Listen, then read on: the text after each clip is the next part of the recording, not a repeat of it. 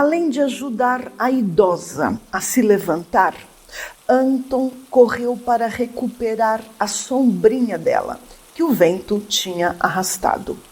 A idosa logo percebeu tratar-se de uma família ucraniana, graças à camiseta de uma das crianças. Havia ali a estampa da bandeira da Ucrânia. Olá, pessoal!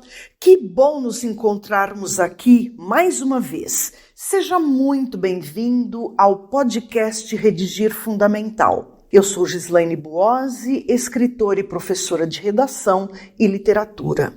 No episódio de hoje, vamos desenvolver uma notícia. E antes de mais nada, não custa lembrar que notícia é um gênero textual do discurso jornalístico. Ah, isso é fácil, professora. Meu aluno imaginário chegou cedo. Diz aí. É muito fácil escrever uma notícia, Gislaine. Por exemplo, em 22 de abril de 1500, a frota comandada por Pedro Álvares Cabral avistou as terras que hoje são chamadas Brasil. Opa! Esse recorte histórico pode ter sido notícia lá em Portugal no início do século XVI. Mas hoje, como o fato ficou, digamos, velho, ele pode vir a fazer parte de uma reportagem e não propriamente de uma notícia. Puxa vida!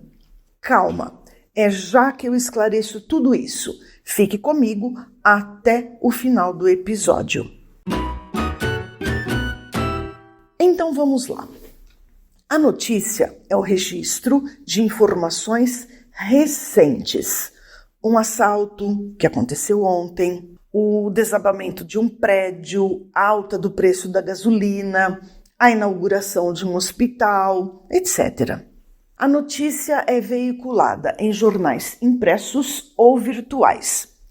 Na internet há vários portais de notícias, como o G1, o UOL. Título e subtítulo da notícia são chamados, respectivamente, manchete e linha fina. A manchete, geralmente, é curta e tem de ser fácil de entender. Para compor a manchete, é preciso usar palavras-chave da ocorrência. Geralmente curta, como eu disse, a manchete contém mais verbos de ação e substantivos do que palavras de outras classes gramaticais. Por exemplo, nas manchetes não são usados adjetivos nem advérbios, a não ser que sejam determinantes para a notícia. Não se recomenda uma manchete assim. Garota muito bonita, de 6 anos, é atropelada brutalmente por motocicleta vermelha na movimentada Fernão Dias. Que manchete longa, professora. Longa e meio boba. Longa e meio boba, concordo. Ouça a mesma informação depois de cortados os adjetivos e os advérbios. Garota de 6 anos é atropelada por motocicleta na Fernão Dias. Agora, um exemplo em que os adjetivos foram necessários. Passarela apresenta coleção inédita de moda sustentável. Nessa manchete, os dois adjetivos, inédita e sustentável, foram determinantes para a manchete. Note ainda que os verbos de ação, preferencialmente, são empregados no presente do modo indicativo. O verbo no presente sugere, acena para algo que aconteceu no dia anterior, no caso de jornais impressos, ou agora há pouco, no caso de jornais online. A manchete funciona como a chave da notícia. Deve atrair a atenção do leitor para que ele tenha a curiosidade de conhecer a matéria. Além de abarcar um contexto recente, a proximidade do fato com o público leitor há de ser observada. A notícia deve focalizar, preferencialmente, fatos da cidade ou da capital. Eventos distantes do público leitor nem sempre são interessantes.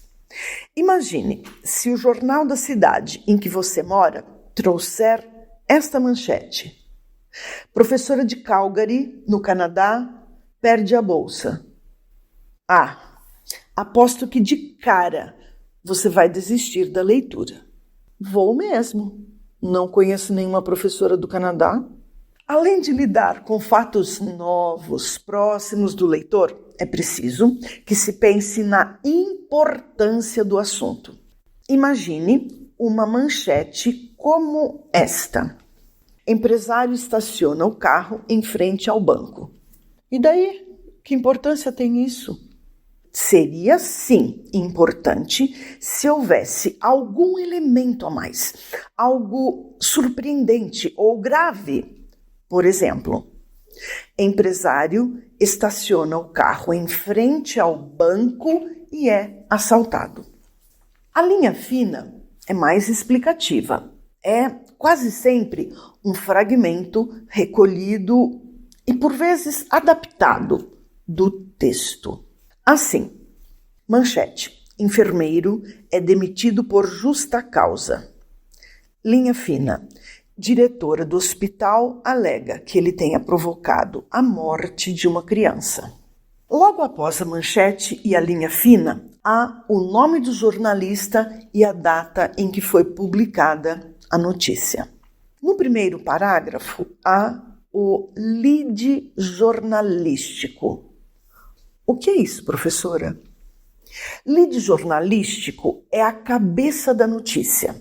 A expressão inglesa lead significa primeiro ou guia, e é essa exatamente a finalidade do primeiro parágrafo de um texto informativo: levar ao conhecimento do leitor, de maneira enxuta, rápida, os principais pontos da notícia. O lead parece um mini-conto. Olha só. Para compor o lead, o jornalista precisa encontrar respostas objetivas para os seguintes elementos: o que aconteceu, com quem aconteceu, onde, quando, por quê, como. Nos parágrafos seguintes, que são o corpo da notícia, há os pormenores da situação. Anote mais uma coisinha. A notícia é escrita geralmente na terceira pessoa do singular. Até porque o assunto deve ser relatado sem a intromissão, ou seja, sem a opinião do jornalista.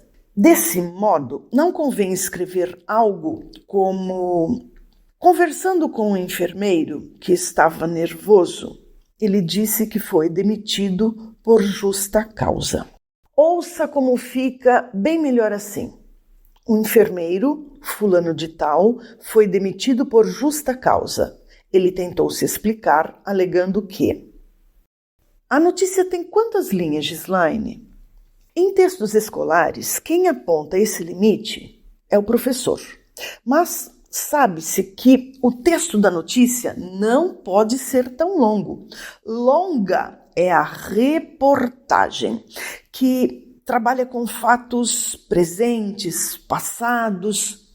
Para compor a reportagem, o repórter vai, digamos, vasculhar a rotina de uma confeitaria, por exemplo, ou a vida pregressa de um assaltante. E então levanta documentos, fotografias, sentenças, ouve testemunhas e só então escreve o texto. Perceba que o repórter, diferentemente do jornalista que capta o furo, quer dizer, o flagrante, o repórter conta com um espaço de tempo para as buscas e, portanto, haverá mais detalhes para a escrita da reportagem. Professora, você falou furo? Sim, furo jornalístico é a descoberta. O jornalista que descobre que é o primeiro a tomar conhecimento de um fato e o publica, obviamente, antes dos concorrentes, conseguiu um furo jornalístico. Engraçado. Gislaine, uma notícia é o registro de alguma coisa que acabou de acontecer. Já sei. Mas a notícia pode virar uma reportagem? Boa pergunta. Sim, por vezes ela dá origem à reportagem. Isso acontece quando, passado o flagrante, o repórter ou o editor ou o diretor daquele determinado jornal percebe que tem diante de si um acontecimento a ser mais bem explorado. Vamos à proposta de redação? O contexto é este. Imagine que uma pessoa idosa acolha em sua casa uma família refugiada da Ucrânia. Há 5 pessoas, o casal e 3 filhos, um dos quais está doente.